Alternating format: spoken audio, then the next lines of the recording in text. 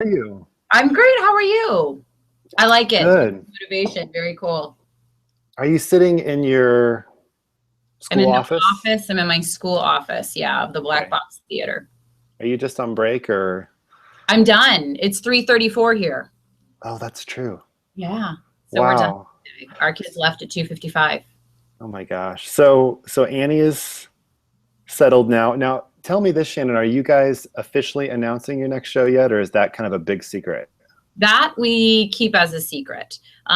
So normally about 2 weeks before auditions, when we're about to hand out the sides and the audition forms and everything else, we kind of keep it under wraps, and then we just kind of do it as like a on-show basis as to what we're doing for the kids. So we don't really announce the season ahead of time. That's great. That's good to know. I'll try not to drop the big secret here today. That's okay. All right. If you do, don't worry about it. It's not that big of a deal. Yeah.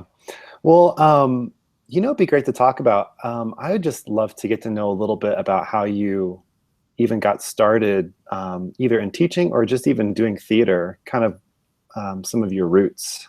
Sure. I never did theater in high school. The first time I did it was my senior year. I saw one of my friends perform. There was a new theater teacher. He did a production of Dracula. It was amazing. And I was like, I want to do that. And so they were having auditions for Little Shop, and I auditioned and got Audrey and was hooked ever since. So I got my degree in theater from Virginia Tech. And then met my husband there doing a show that I was choreographing and he was in, Jesus Christ Superstar. Graduated from Tech, was blessed enough to get a job as a theater teacher here in Chantilly literally the year after I graduated. This is Oh, my wow. 15th year teaching. After I graduated, some friends and I that did theater in Northern Virginia started our own theater company. And that was Second Flight Productions Theater Company. And the theater company itself ran for about 9 years. But then once we all started having kids, we started stepping down from our respective, positions because it was just too time consuming. And then kind of the board ended up changing over. And unfortunately, it didn't live, but it had a really great run and it was a good outlet. So that's kind of how I got there and how long I've been doing it. Oh, wow. That's cool. So let's talk about Annie. So what kind of drew you to doing Annie this year? We look at the students that we have to work with. And we have a bunch of fun, outgoing young ladies who can sing and love to dance. It's just a female heavy year as far as our students go. Yeah. So we were searching for a female heavy show. I was concerned about Annie only because Annie's supposed to be 11 and we have high school students playing Mm. Annie. So I had some trepidations about that, but the girls really showcased themselves at callbacks. And so we were able to do it and pull it off. It's the opposite of any musical I normally do. I normally go for darker musicals and kind of offbeat musicals. I don't really do like the classic musical theater, but I'm glad we did. We had sold out houses and the entire community could come and watch it, and it ended up being really fun. That's really cool. Now, is this the first time that you've used projections in your show, Shannon? Yes, Oh, it is. wow. Well, we've talked a little bit, I know, on the phone, kind of back and forth about that, but talk about that experience for you, kind of what it was like, maybe even just starting out. Yeah, it was exciting and nerve-wracking. At the same time, thank God that you were on the other end of the phone to keep me sane. I did a workshop through MTI where I was first introduced to projections this summer. It was for theater teachers. And I was like, this is a really cool concept. And then as I was reading through Annie, I realized how many scene changes there were and that the locale changes were like from a dark alley to a mansion. And with only a 6-week turnaround time as far as set construction went, I was thinking this might be a really good time to try to utilize projections for the first time. Yeah. I know now, being a novice, that I should have started earlier. Like I Mm. feel like if you're using projections for the first time, and you kind of hinted at this in the beginning, I just didn't know how quickly I should have moved. You need playtime in the space. Like uninterrupted, hours of just playtime, because in your head it works, and then you try to execute it and you realize, nope, that backdrop didn't work. Nope, we're losing too much stage space. Nope, this projection can't go here, or projector can't go here. So more playtime would have been beneficial. And when we do it again, I know that I'll be jumping in a lot earlier to try to troubleshoot. Well, I remember you talked at the conference a little bit about kind of a unique way that you guys figured out how to make it work in your space. I mean, I'm just curious to hear about how you guys made that happen in the space that you had. It was, I had a student who was really involved and excited about projections, which was great. And so when I was running rehearsals, he was actually our stage manager, moved to cool. projection man, because he was the only one who really could jump in with the nitty gritty aspect of it. So we pulled in assistant stage manager, bumped her up, and he did a lot of the troubleshooting. The first thing that we got was, we have a proscenium theater, and we have a wall that's painted white in the back.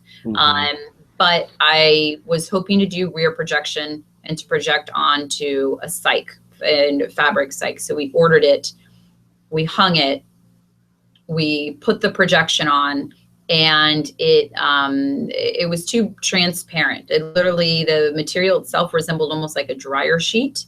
And so the rear projection wasn't happening fast enough for us because we didn't know what we were doing. So we're like, we're going to project from the front. And then we looked at it and we could see half of our projection going through the dryer sheet cyc and projecting on that white wall. Yeah. And so we're like, well, okay, let's just nix this piece of fabric and ship it back to where we rented it from. And at that point, with the first time on that cyc, we had 3 projectors all projecting the same image. Wow. Still couldn't see it. And this was, torms weren't up, anything wasn't up. And so we're going, what, it cannot be this difficult. And we were going through all the images you sent us to make sure it wasn't just one, and it wasn't. And then we dropped the cyc. And as soon as we got rid of that piece of fabric and we were on the white solid wall, it was clear and beautiful and perfect. And that was front projection. And that was easily 60 to 70 feet away, if not more. Okay. That was one projector. And so we ended up doing front projection onto the back wall. Yeah. It got great. And it gave us a ton more space. That's cool. Well, because we didn't have to worry about hanging on on the third batten. Yeah. Yeah, totally. Wow, that's really interesting. So you ended up using the short throw, but doing it from the front then. Yes. Yeah. And we had your main graphic, your images on the back wall. And then like when Annie is getting picked up by what she thinks are her parents, are the kid who I was working with, who was really into projections, he created that. And we touched base on that, the snowfall on the windows, like that visual. And so we had 2 projectors that were aimed at the side walls of the theater as well. So like when we were on the inside of Warbucks Mansion for that scene, we're kind of sad and down, we had the snowfall projected on the side as well. So we utilized 3 projectors all aimed out of our sound booth. Okay. And then they were all front projection. So we were it was fun to kind of add a few other elements and subtle touches to kind of get the entire audience kind of enveloped in that and the feeling of what was going on. That's super cool. Do you have any pictures? I do. I need to, the pictures that our parent photographer took are all zoomed in on, like the ones I sent you are all on the performers. So I'm hoping, we had student photographers come in that were in the advanced photography class at our school.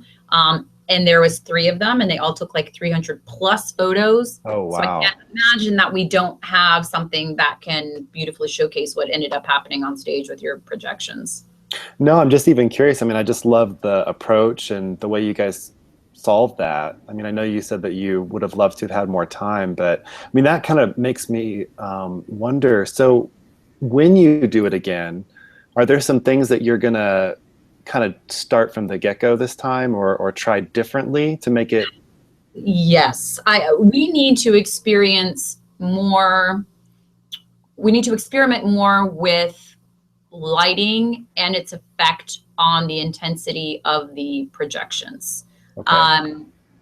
Because since it was such a far throw, and since we had to, see the actors, I know that the projections were not as clear and as bright as you, the artist, intended them to be when they were on stage. But that's literally us just using them for the first time and having too much light going on. So Right. I'd still like to, for our next show, I'd like to order a psych and consult someone who knows what they're talking about. And because I assumed the person I was talking to, when they shipped this site, they said it's exactly what you're looking for. That is really great. And I'd like to experiment with the rear projection because I want the quality of the image to be there and not to be sacrificed by lighting. But then we're also starting a lighting unit with our creative and production team class, where we're working with professors at George Mason University.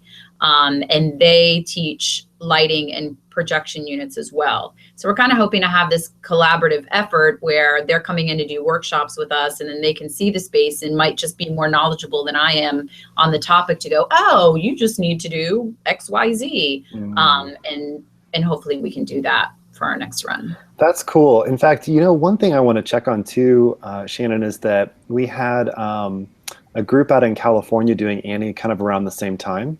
And the lady out there, her name is Carol. She, one of the things I recommended to her, because she was really needing some help, and I said, well, why don't you get a kind of a parent volunteer, someone who can serve as kind of a technical advisor, or at least kind of help you building things, and someone who's kind of construction minded to help out. And he called up a local projection house, and they recommended, and I've been hearing a lot more about this, but they recommended a black fabric to use, which was, it sounds strange. And I want to look more into it before I would out and out say I recommend this. But she sent me some pictures, and I guess what I'm hearing is that there's something about the black fabric, and I know you have to get some of it that's kind of specifically for rear projection, but what I've heard is that it really helps when there's other lighting. It really helps with the contrast and grabbing the image in a way where, like you're saying, it can be really colorful and vivid. Right. I've never seen it myself. We've just used different kinds of semi-transparent plastic and different things like that here locally. But I'm just curious to hear more about it because, and I'm going to talk to her about it too and kind of see if I can get some really good images to kind of show the result. Because that might be something worth exploring. No, absolutely. No, because from the front projection perspective, in regards to just the reflection of light hitting white in any capacity, that makes sense. I mean, if the black fabric is going to absorb a lot of that light, even any of the light that hits it from the front. Right. Right. In my mind, it makes sense, but I still have trouble wrapping it around like you do. Wait a minute, it's black fabric. This image isn't going to be as bright, but it would be awesome if it would, because again, I wanted the images to be brighter in color and in intensity, and it had everything just to do with us not knowing enough about the lighting aspect of it on our end, and still going, well, we have to see the actors, as well. And again, that's why I can't emphasize enough, I should have given myself just a week to play with lighting and projections, just to try to figure out our space. Yeah. Well, just from your experience, I mean, what you ended up with, I know you mentioned the transitions, which I think is an important piece. What are some things for your show specifically you felt like they were able to add by using them maybe as opposed to more traditional scenic design? Well, one, the audience loved them. We got rave reviews from the audience because I don't think they're used to seeing that in high school theater. And so a lot of the feedback was just based on the projections themselves. Two, once we got the projections moving and going where we wanted them to, there is a nice sense of relief now. I know where I'm going. So for example, when she's in the alley, Annie's in the alley and she runs into Sandy. We had your alley projection up, and then we had 2 metal trash cans on stage. And that was it. That's all we needed, because the entire alleyway and that feeling and setting was there with the lightings and the image. So instead of trying to have to create this entire space and then go, oh, great, now I've got to clear it and bring on Warbucks' entire mansion and the staircase, we didn't have to. 2 trash cans were taken off. My projection guy hit the space bar. The mansion came up, and then we had Warbucks' desk, a leather chair, and a couch. Yeah. And that was it. It was enough to set the scene and to have your transitions be almost seamless, you know, rather than having to do the whole like gazillion kids with running crew pushing huge, you know, and to eat up your wing space. Like you have your pit, you know, who's shoved in the corner. Just that sense of ease was nice. It was really great. Yeah. Well, without totally spilling the beans, and maybe I'll end on this note, but without totally spilling the beans, one thing that I'm super excited about exploring with you on this next show is motion, really using motion. This next show, I think there's a lot of opportunity to bring a lot of atmosphere and to bring some very subtle kind of effects, especially, and I'll be careful here, but like water type moving effects, you know, where you can have little things happening in the background that just kind of add to the atmosphere. Because that's one of the things I love personally about even designing these is you can add these little cinematic touches that can start to not upstage the actors, but just kind of add little things that can kind of help the audience to suspend their disbelief a little bit more. No, I agree. And I think I saw An American in Paris, where, you know, there's projections all over the place and images that are moving. And like you said, it doesn't, surprisingly enough, because that's the first thing you learn, is that light, sound, you know, whatever movement is where the audience eye is going to. But I think if you're wise with your execution, it really does add to the overall, you know, feeling of it, because that's real life. You know, we can have conversations with people and cars are zooming by and cars are just zooming by, you know, we're not staring at the cars the whole time. So being able to add those subtle little nuances, I think are going to be awesome. Really exciting. That's super cool. I can't wait. Well, are there any like just sort of, and this is maybe a good ending note, but are there any sort of tips or like a piece of advice for somebody who was just doing this for the first time? And maybe they're like you, they had a little bit of kind of upfront concern about making it work. Are there any things that you would say to them kind of from the get-go that maybe would kind of help them get going or get started with it? Get your supplies early. Like we were going to run off of a Mac. That was what we were using QLab. Is that what I'm thinking of? That's what we were used to. And we went, oh, Fairfax County Schools doesn't work with Macs, so there's no access for you. So then we were on a run to try to find the Macs, and then we were on a run. So get your supplies up front. But then, you know, as you had suggested, as soon as you have your supplies, play with any image. It doesn't have to, you know, just to see the basic ins and outs and nuts and bolts of, does this work? And is this projector going to be able to do this? And start playing as early as you can, you know, with things, and start bringing in your lighting design and your lighting people in early as well, because they're, especially at the high school level, they know that their job is to light faces, and they're, you know, gonna try to make it bright, and you've got to go, it's a whole different marriage between projection and lighting that you have to figure out. And for us, it was not, we couldn't utilize our torms at all. So we didn't use anything on the torms. There was about 6 inches to the edge of the stage the actors knew they couldn't go to, or else they were going to be in the dark. But we wanted to see our projections. So we utilized we have 3 battens, first batten, second batten, and then thirds were literally just a straight, like dead hang down. So there was, you know, no reflection on that projection as well. But yeah, get a head start. But it's fun. It's like a fun, exciting. It's a good thing for theater directors and teachers, I think, as well, to get excited. You know, you can teach and kind of fall into, okay, this is what we do this year, but this is like a toy for you as a director or a theater teacher to jump in and utilize. And then your kids are all excited because it's technology, and it's a good, and you can learn so much from your kids as well. There's questions that I asked and they're like, oh, well, you can just da-da-da-da, and they're the young ones and they're all into the technology and the aspect of it, and they love being able to teach you as much as you love being able to teach them. So it was really a partnership. Yeah, I think that's one of my favorite parts of it too, is that it's a real opportunity to involve the kids, that it's not this high-end thing that they can't be a part of, but instead that it's just another piece of the tech crew that they can really immerse themselves in, and like you're saying, be real contributors to Right. it.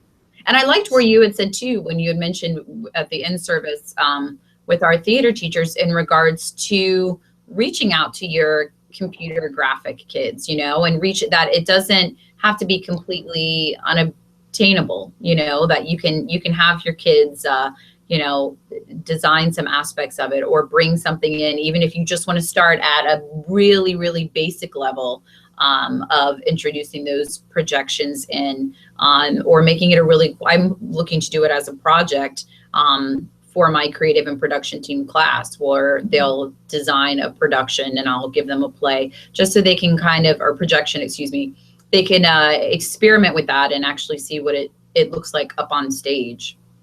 That's well, this has been awesome, Shannon. I love this.